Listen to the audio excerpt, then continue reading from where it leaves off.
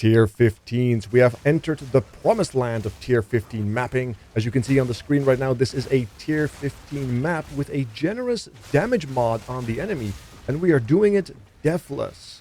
And you can also see that this is my very first Tier 15 map at the end of this gameplay section due to the drop we get on the boss. I did not expect that. I wasn't even thinking about the extension of the Atlas tree, but here we are. But yes, we have made many upgrades. Although our gear is still humble and we can make many more upgrades, we are able to punish Tier 15s quite fluidly with our melee and freezing and our evasion. It's very nice. On top of that, we have, of course, some gem swaps, as well as the passive tree has become slightly tweaked as a result of our changes, so everything can be discussed once more. Having that said, though, we have two issues we need to address when it comes down to the monk that I am currently experiencing. I don't like pressing my mana button, but as you can see, my mana is running out if I don't do that. It's very difficult to maintain mana without additional mana support on the tree, like mana on kill and such, but that doesn't work during boss fights, where there are no minions to kill. So if we get the combo going of freezing the enemy, putting the bell down, and trying to put as much damage in as we can, we will simply run out of mana without pressing the mana flask. So there's two options. Either I find a solution to mana that is continuously active, or I just get over myself and start learning how to press the mana button more conveniently and more frequently, which I don't like to do because I want to preserve my fingers. I don't like pressing the flask with using WASD. Maybe I'm just silly like that, but it's kind of, it feels weird to press 1 and 2 when I'm using WASD. I don't know if you have that on the keyboard as well, but to me, it's a little frustrating. Other than that, we also have the fact that we are still melee, which is a little bit of a problem, because despite the fact that the game is very ranged inspired or ranged friendly compared to melee, like for example with that Sanctum. Oh my god, Sanctum. Don't even get me started on Sanctum. Anyway, let me put a pin in that before I completely go off on a rant. But yes, we need perhaps a gap closer. So I need to maybe use a unset ring to get a gap closer ability, which might be a solution, or I will switch my Tempest Flurry to Ice Strike, because Ice Strike has a bit of a dash built into its mechanic, right? So it's kind of like a pseudo flicker strike without flickering around. So maybe that's a solution. I don't know. Maybe I'll just keep it as is and just act more ranged as they get closer, and then we switch to melee. Maybe that's the best way to do it. But having that said, though, we have a lot of things to consider. As you can see right here, we have the drop that I was talking about. My very first Tier 15 map, completely done deathless. Not bad. Let's just talk about the gear and the gems that made this possible. And here is my monk in the flesh with the new wolf hat. Very apt, isn't it? Level 83 is where we are at right now. Our elemental resists are capped. Chaos is still in need of some work, but the limited crafting system does make that tricky. Not impossible, just very tricky. We have 20k evasion without conditionals and a pool of health over 3k, 1800, 1200, which will see more improvements as our gear gets better. On top of that, though, in terms of specifics, we have a new elemental weapon. As you can see, Tri-Fire called Lightning, crit hit, attack speed, intelligence. Not the best base, because the Crackling base is better for more elemental damage. But honestly, this staff alone was a incredible multiple thousands of damage boost to my damage, which was very nice. We still have the same helm, as you can see. Some life, some resistance, hybrid base, very simple. New amulet, some life, a little bit of crit, a little bit of resistances, as well as energy shield and evasion. Very nice. I was looking for an attribute buff, either on the implicit or the suffix, because I do find attributes to be quite tricky to balance on this build. So we do have to work on that still. Our absolutely depressing ring, a little bit of damage, a little bit of resist. I definitely need to look for a better version of this, but I've been unable to find something adequate to replace this with that doesn't break the bank. However, we also have an amethyst ring, which is probably the best base for this build if you want to talk about endgame gear, barring any unset rings you may want to take. It's either double amethyst or double unset, or amethyst and an unset, depending on how your gearing goes. But other than that, as you can see, some little bit of strength, because we do have a bunch of red gems, so we do need strength from somewhere. double res, and no life. So we still have much life to gain, which is what I'm hoping to find soon, because I want to break the 2k life mark. I think that's going to feel very, very nice. We still have our massive evasion chest. Whoa, sorry. Our massive evasion chest of 1900 evasion, which also gets doubled by our passive tree with that bestial node, which is really, really good, which is also the reason why we have so much spirit because of our ascendancy. So very, very good. A good hybrid would be very nice as well, but consider the corruption on this with the chaos res, I'm not going to complain. We also still have the same glove, as you can see, some life, attack speed, a little bit of resist, a little bit of cold fire damage, helps with freezing, helps with ignite, very, very good. We did corrupt it and we ended up hitting a frenzy charge, which doesn't do anything, sadly, except for maybe increasing the resale price, but until then, it's just there.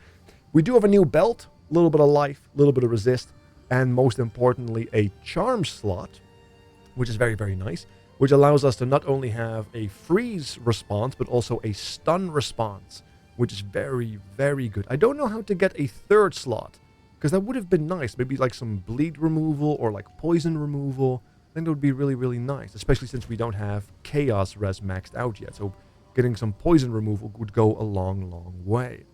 Other than that, though, we have the hunting shoes, which is not the expert base, but it is what it is.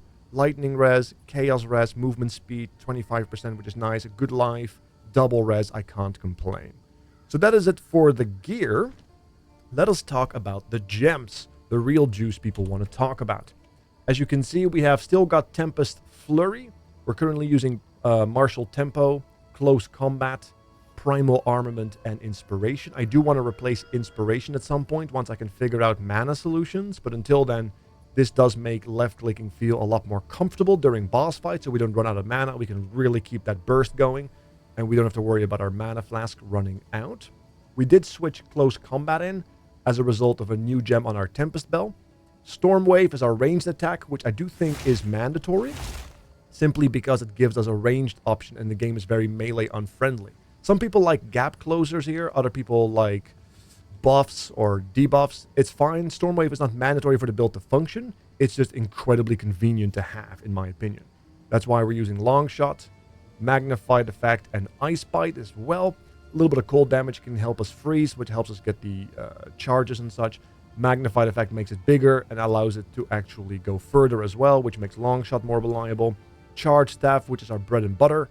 This is going to be the next thing I'm going to expand in terms of gems, but for now we have Perpetual Charge, super critical because we are crit damage focused, and then we have Innervate for more lightning damage, which is going to be lots of bonuses to our kill potential. Our Tempest Bell, speaking of kill potential, if you want to kill bosses and rares, this is where the magic is at. We have some Rage on it, which we are supplementing with Rage on the tree, which is why we have so much Rage all the time. We also have Overabundance, so we can actually proc multiple bells more frequently, which is nice. If you don't want to spam the bell, you can also go for a increased cooldown with extra area damage. I'm not sure what the name of it is. Or just more AoE if you want to have more flexibility in how to hit enemies. But I find Overabundance to work really, really nice because it allows you to reposition your bell as well in the midst of combat when somebody moves around. We also have Execute now. Deal 40% more damage with hits against enemies that are on low life. It's more damage when they get on low life. It speaks for itself. We have the Wind Dancer with Wind Wave, Maim, and Blind. Not mandatory. It's just we had the space, so why not? It doesn't cost us anything. We have Ghost Dance, which is mandatory with Fast Forward to make it proc faster. We have Cannibalism for Sustain and Clarity for mana regen. We have Herald of Ice with Cold Mastery, Culling Strike, and Life Drain just for some sustain. We have Herald of Thunder, which actually I might switch these Winter around. Prevails. Shock Siphon on Culling Strike on the Herald of Ice. We have Herald of Thunder with Lightning Mastery, Coursing Current, and then now Life Drain, which was previously Shock Siphon.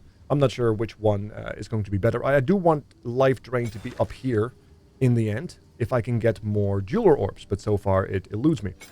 But yes, Combat Frenzy, as you can see, this is how we're going to get our charges with the Resonate Keystone on the tree, which is why we have Profusion on it. We also right now are rocking Vitality and a little bit of Precision. Not mandatory, it's just because we have the Spirit and the Sockets, so why not?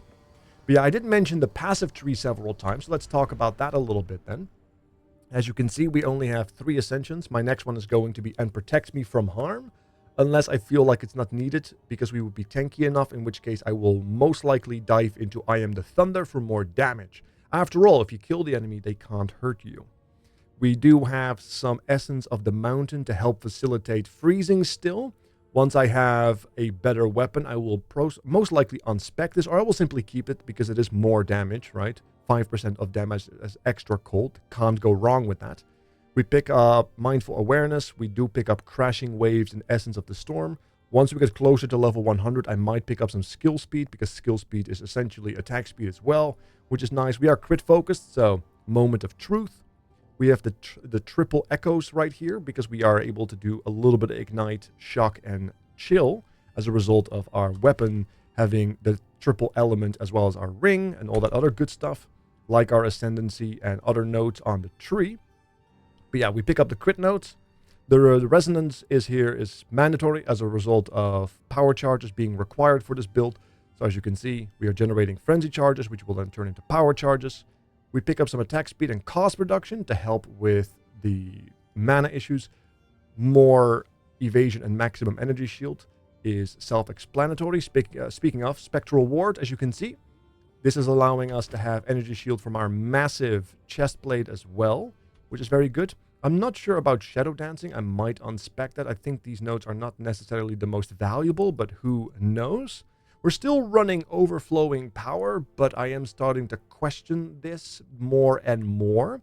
It is a valuable circle though, so I can't really complain. But conditional crit damage bonus, and then also the 2 power charges, which don't really do much for this build since we don't use Falling Thunder or use the power threads. So I'm not sure about this, but maybe power threads will be the end game play since we are crit focused. But who knows? It's going to slow us down, so we would have to find a way to speed things up again in a different way. Maybe with Ice Strike as opposed to Tempest Flurry. Who knows? Anyway, more crit. We pick up the Quarterstaff Steel, 1 with the River, Whirling Assault, Martial Artistry, 1 with the Storm, which is also starting to make me wonder. Oh, speaking of the gems, as you can see, we have Rage on melee hit. You do want to get either increased elemental damage, attack damage if you have it, otherwise maybe with some area of effect. But just getting the Rage is going to be very, very good. That's allowing us to maintain Rage and have so much more damage during mapping and on boss fights. Coming Calamity, I mean, imagine if we get a 3rd aura with an unset ring, since we do have the spirit for it. If we readjust a couple of things and then we have full value here, that would be insane. This is Bestial Skin, 100% increased evasion. I don't have to explain why that is good with 1900 on the chest. And then more crit, including base crit here, which stuck through Heartbreaking. Heart stopping, very, very good. We do have the Anoint here, Freedom of Movement for more evasion. It's just cheap. I'm not sure. I don't think it's the best one. It's just cheap. And as you can see, I'm starting to path to some different possibilities right here. I might path to Subterfuge Mask. I might path to Blinding Strike. We have some options there. So it's still a work in progress, but you get a good idea right here. You get a bit of a good idea. So hopefully your Invoker Monks have been doing well as well. It really comes down to having a good weapon for damage. It's really highly dependent on a good weapon to feel really, really good, and some attack speed. That's really what makes the build feel very, very snappy. But yeah, for those who are wondering also about cold damage, the reason is because it allows us to freeze. For some reason, people keep asking me how to freeze, and it's because of cold damage. That's literally it. The answer is cold damage. So yes, that's going to be it for me today. I want to keep pushing tier 15 maps and maybe get some pinnacle shenanigans going. So thank you so much for watching. If you haven't had the chance yet, hit that like button, subscribe, and I will catch you guys next time or on Twitch. I am out.